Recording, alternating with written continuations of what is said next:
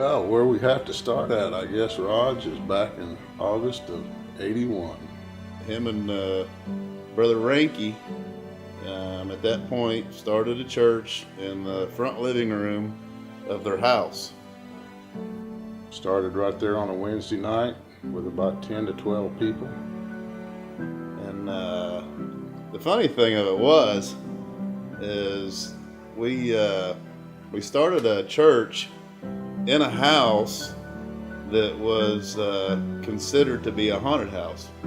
So I guess we kind of got to pad the attendance chart a little bit every Sunday, because there was always a couple more there that we didn't really know about or who they were. But it was pretty interesting. We went within just a few weeks to filling that building and had to go rent the auditorium at the chapel, the old building there at the school. And from there, the church started growing. And one night, Brother Boynton called and said, I'm going to retire as a pastor, and would you consider taking the thing to the board and coming over to our church and merging with our people? There was about 18, 20 people there at their church at that time, and we was running the 70s, 80s at that time.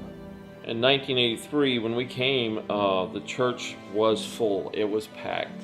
It was a place to be. I can recall, in fact, warmly recall, that God came so many times. Wife and I had moved from Dayton, Ohio, from a really lively church to this church here, and it just fit with us.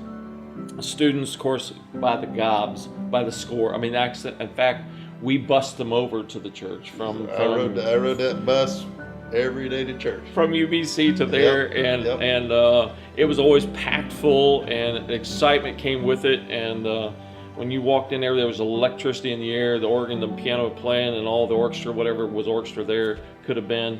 When they started singing, I mean, the house was full. You know, it just felt full. It felt wonderful. It went kind of pillar to post for a long while.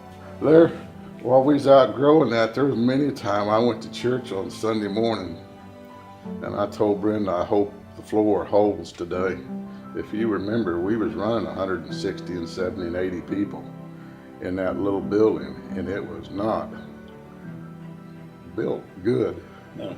That floor was like this, and many a time I thought, boy, I hope we do not fall in this basement.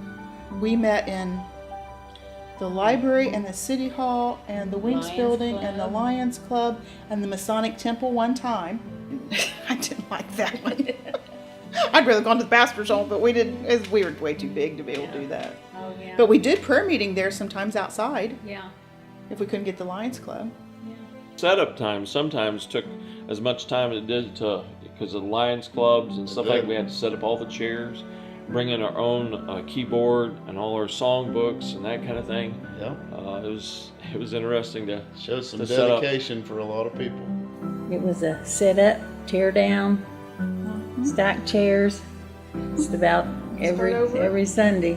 But we was able to keep a good group of people together. Yeah, it was a phone calls back then. That was on landline. That was landline. Keep everybody. You didn't get to send a one call back then. No one calls, and we had to call everybody and let them know where we're going to be meeting at, and and what time and that kind of thing. You remember the night you called me and said, meet me out here at the curve on 32 going into Noblesville? Stood out there and looked at 17 and a half acres, didn't we? Farm field. No access. No access. Can't get to it by the road. We're good for buying the impossible.